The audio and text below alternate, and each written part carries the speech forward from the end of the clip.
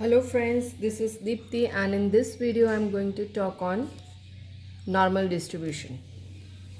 See, इससे पहले मैंने दो डिस्ट्रीब्यूशन पे वीडियोस बना दिए हैं. फर्स्ट है बाइनोमियल डिस्ट्रीब्यूशन एंड सेकंड है Poisson distribution.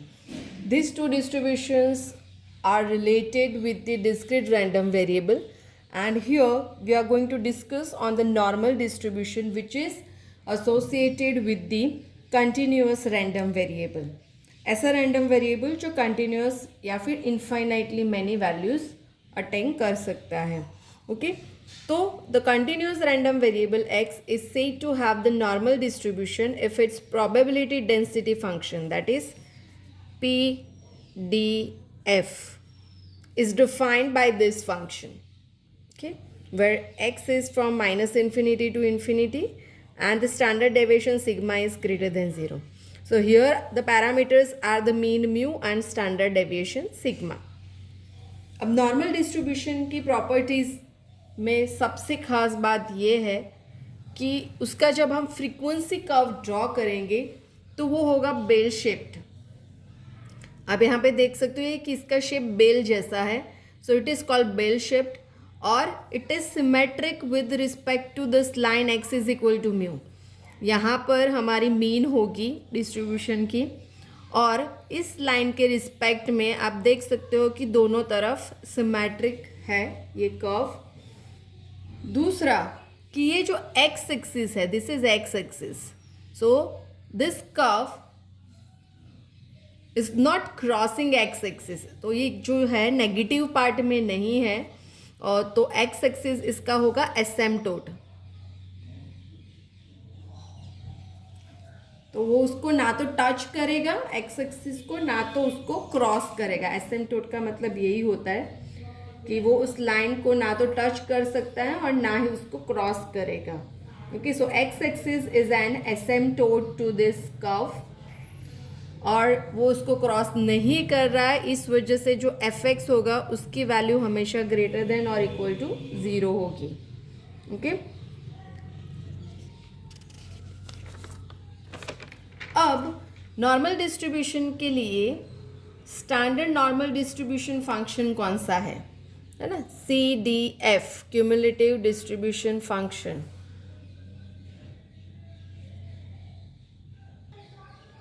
So for normal distribution, capital F of Z is equal to this. Okay, ये इसका CDF है. That is, it gives you probability for capital Z equal to small z. अब यहाँ पे ये जो small z है वो है standard normal variate और variable. Okay, so Z is equal to x minus mu. Mu is mean and sigma is the standard deviation. This is called the standard normal variate for a random variable x. तो जब भी हमें normal probabilities find करनी है और हमें random variable x दिया है तो उसको हमें सबसे पहले स्टैंडर्ड नॉर्मल वेरिएबल यानी कि z में कन्वर्ट करना पड़ेगा. अब हम एग्जाम्पल सॉल्व करने के लिए जो भी फॉर्मूला यूज़ करने वाले हैं वो मैं आपको दिखाती हूँ हमें कौन सी फॉर्मूला यूज़ करनी है और कब यूज़ करनी है. तो अगर हमें प्रोबेबिलिटी दो वैल्यूज़ के बीच में फाइंड करनी है, we want to find the probability for z in between a and b, then the formula is capital F of b minus capital F of a. अभी F of b and F of b a की value कहाँ से आएगी? वैसे तो हम उसको ये CDF में सब्स्टिट्यूट करके फाइंड कर सकते हैं, but again here we will use the statistical tables so that we can easily complete our calculations. अब दूसरा है z greater than a, तो फॉर्मूला होगा 1 minus F of A. Again हमें पता है कि ये जो पूरी प्रोबेबिलिटी है वो 1 होगी. जब भी ग्रेटर देन a होता है तो हम उसको उसमें से 1 में से माइनस कर देंगे, राइट? यानी कि यहाँ पे आपका z इक्वल टू a है. ओके, ये जो x is equal to mu होता है ना वहाँ पे z 0 होगा. सपोज आपका z इक्वल टू a यहाँ पे है और आपको ग्रेटर देन a के लिए यहाँ पे इस साइड की प्रोबेबिलिटीज़ चाहिए, तो टोटल प्रोबेबिलिटी में से आप इतना माइनस कर दो तो आपको ये मिल जाएगा. अब p of z less then a है तो वो सिंपली f ऑफ a होगा. अब सपोज आपके पास नेगेटिव वैल्यूज है z की, f of minus z, then the formula is 1 minus F of z. So for standard normal distribution mu is 0 and sigma is 1. But suppose आपको x दिया है which follows the normal distribution with the mean mu and standard deviation sigma, then you can find the probability using this formula. F of b minus mu upon sigma minus f of a minus mu upon sigma. Okay? इस तरीके से आपको ये जो x is equal to z is equal to X minus mu upon sigma है वो formula आपको यहाँ पे यूज़ करनी है. तो f ऑफ b यानी कि यहाँ पे x की जगह पे b आएगा एंड फिर f ऑफ a वाले में x की जगह पे a आएगा. तो जब भी आपको वैल्यू दी है मीन और स्टैंडर्ड डेविएशन की तो आप इसका यूज़ करोगे एंड इसका यूज़ करोगे to convert x into normal variable, standard normal variable z. Now let's see the example so that we can easily understand the concept and how to use the statistical table. So here we are given one random variable. So we want to find the probabilities that a random variable having the standard normal distribution. See यहाँ पे word दिया गया है standard normal distribution, यानी कि आपको z की value ही दी गई है. So we'll take on a value between 0.87 and 1.28. तो ये है हमें probability find करनी है P of 0.87 less than Z less than 1.28. तो अभी हमने जो फॉर्मूला देखी उस हिसाब से ये होगा f of 1.28 minus f of 0.87. First formula हम यहाँ पे यूज़ कर रहे हैं. Let me write a less than z less than b is equal to F B minus F A. ये फॉर्मूला हमने यहाँ पे यूज़ की है. ओके अब ये वैल्यूज़ कैसे चेक करनी है हमें वो हम देखते हैं. तो हमारे पास स्टैटिस्टिकल टेबल्स में ऐसा दिया गया होगा the table for the normal distribution. Okay अब आप देख सकते हो यहाँ पे जो z यहाँ पे जो है फर्स्ट कॉलम इसमें z की वैल्यूज़ दी है और पर फर्स्ट डेसिमल तक ही दी है ना 0.0 0.1 0.2 0.3 और पीछे बाकी के दो डिजिट्स के लिए ये कॉलम्स हमें यूज़ करनी है. तो सबसे पहले हमें कौन सी वैल्यू फाइंड करनी है f ऑफ 1.28. तो f ऑफ 1.28 के लिए 1.2 कहाँ पर है, ये है 1.2. अब पीछे हमें कितना चाहिए 0.08. तो इस लाइन में आगे हम जाएंगे 0.08 यानी कि यहाँ पर. सो वैल्यू कितनी है 0.8997. So let me right that 0.8997 minus अब ये वैल्यू है f ऑफ 0.87. तो सबसे पहले फर्स्ट डिजिट तक क्या है 0.8. तो ये रहा 0.8 और उसमें हम जाएंगे 0.07 तक 0.07 ये. सो 0.8078. ओके अब इसका जो आंसर आएगा वो होगा हमारा final answer 0.0919. Okay now let us find the second one between minus 0.34 and 0.62. So it is probability of minus 0.34 less than z less then 0.62. So this is equal to f of 0.62 minus f of minus 0.34. Okay. So एक बार हम फिर से देख लेते हैं f of 0.62 की value क्या है. 0.6 देखेंगे सबसे पहले, ये रहा 0.6 और इसमें जाएंगे 0.02 पे. So that is 0.7324. Okay. 0.7324. अब ये जो नेगेटिव वैल्यू है उसमें आप दो चीज़ें कर सकते हो. अगर आपके टेबल में नेगेटिव वैल्यूज़ भी दी है तो आप डायरेक्टली इसका यूज़ कर सकते हो. यहाँ पे मेरे पास है जो नेगेटिव वैल्यूज़ दी है, मुझे फाइंड करना है माइनस 0.34. तो माइनस 0.3 यहाँ पर है, ये रहा माइनस 0.3 और मुझे जाना है 0.04 के लिए. सो इट इज़ 0.3669 है ना, 0.3669 और इसका आंसर आ जाएगा अभी 0.3655. Okay so this is one way. अब सपोज आपके पास ये नेगेटिव वैल्यूज़ वाला टेबल नहीं है, तो अभी अभी हमने आगे लिस्ट किया है ये formula F of minus Z is equal to 1 minus F of Z. Okay, इसका हम यूज़ कर सकते हो। So let us solve this using that. तो इस स्टेप के बाद हम लिखेंगे F of 0.62 minus 1 minus F of 0.34। तो ये क्या होगा, F of 0.62 minus 1 plus F of 0.34।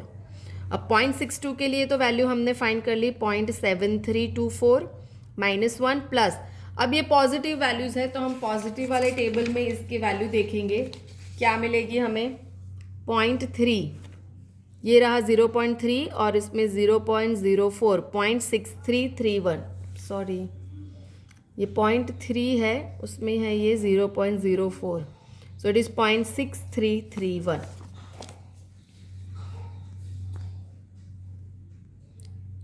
Okay, और अब ये कैलकुलेट करोगे तो आपको ये सेम आंसर मिलेगा 0.3655। ओके, सो आपको इस फॉर्मूला का यूज भी समझ में आ गया, राइट। अब थर्ड हमारा क्या है, greater than 0.85। Okay, so probability of z greater than 0.85। So अभी हमने फॉर्मूला क्या लिखा, probability of z greater than a is equal to 1 minus F of a। तो यहाँ पे होगा 1 माइनस एफ ऑफ 0.85। अब मैं यहाँ पे डायरेक्टली वैल्यूज़ लिख रही हूँ कब, क्योंकि सबको समझ में आ गया होगा कि टेबल कैसे देखना है, राइट। सो 0.85 के लिए वैल्यू होगी 0.8023। अब आंसर इज 0.1977। लास्ट है probability for z greater then minus 0.65। Okay, so this is equal to 1 minus f of minus 0.65, right. अब अगेन आपके पास टेबल है नेगेटिव वाला, तो आप डायरेक्टली वो यूज़ करो, अदरवाइज ये फॉर्मूला यूज़ करो 1 minus F of 0.65। So it is 1 minus 1 plus F of 0.65। तो ये 1 तो कैंसिल हो जाएगा और एफ ऑफ 0.65 की वैल्यू होगी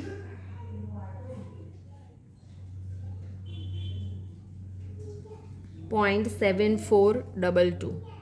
ओके, सो इस तरीके से आप सारे फॉर्मूला यूज़ कर सकते हो। एक और फॉर्मूला रह गया लेस देन, तो वो भी हम देख लेते हैं। सपोज हमारे पास है लेस देन 1.34, है ना, तो वो क्या होगा, probability of z less then 1.34। So this is directly F of 1.34 and F of 1.34 की वैल्यू हम चेक कर लेते हैं।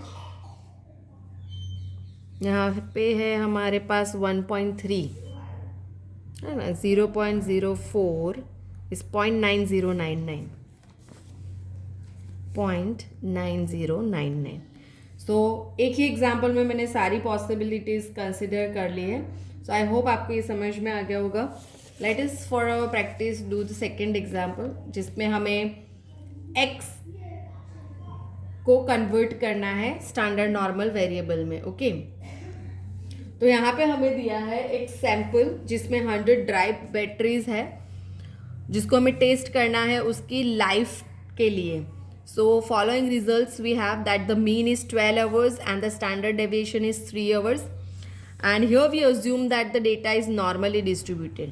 तो जब भी आपको नॉर्मल डिस्ट्रीब्यूशन यूज़ करना होगा तो ये क्वेश्चन, ये वर्ड आप हमेशा क्वेश्चन में पाओगे, नॉर्मली डिस्ट्रीब्यूटेड और standard normal distribution etcetera. So what is the probability for battery cells to have life more than 15 hours, less than 6 hours and between 10 and 14 hours. Okay, तो सबसे पहले हमें क्या दिया है, mu is equal to 12, sigma equal to 3। तो z क्या होगा, x minus mu upon sigma, so it is x minus 12/3। Okay, सबसे पहले हमें फाइंड करना है more than 15 hours, so probability of x greater than 15। Okay, तो z क्या होगा, probability of z greater than 15 minus 12/3, तो ये हो जाएगी probability of z greater than 1। Okay, so according to the formula ये क्या होगा, 1 minus F of 1। So 1 minus F of 1 F of 1 की वैल्यू है 1.000 0.8413 0.8413 और इसका आंसर आएगा, आप कैलकुलेशन करोगे कैलकुलेटर में, 1 माइनस 0.8413, तो इसका आंसर आया हमारे पास 0.1587. ओके, अब दूसरा क्वेश्चन है हमारे पास less than 6 hours. So probability of x is less than 6, so that is equal to probability of z less than 6 minus 12/3. 6 minus 12/3, तो ये हो गया probability of z less than minus 6/3, so it is -2, less than -2, so it is directly f of -2, क्योंकि less than है. अब f of -2 की direct value है 2.0 के लिए 0.0228. ओके, and the last है between 10 and 14, so probability of 10 less than x less than 14. So this is equal to probability for 10 minus 12/3 less than z less than 14 minus 12/3. Okay, so this is equal to probability of 10 minus 12 is minus 2/3 less than z less than plus 2/3. Okay, so this is equal to f of 2/3 minus f of minus 2/3, and this is equal to f of 2/3. आप यहाँ पे minus में use करेंगे -1 plus f of 2/3, ये भी आप use कर सकते हो.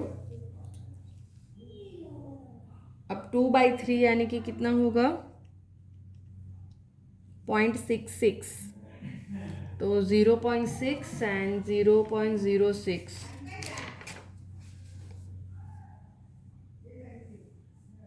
0.6 पे 0.66 की वैल्यू है 0.7454. 0.7454, ये 2 टाइम्स है और उसमें से हमें करना है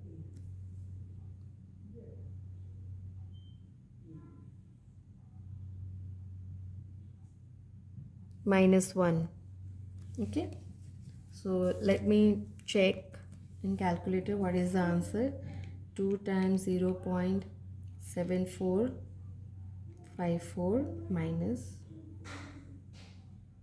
1, it is 0.4908. So this way we compute the normal probabilities using all this formula. So that's it for this video. I hope you understand the concept of normal distribution. So don't forget to like the video, share the video and subscribe the channel. Thank you.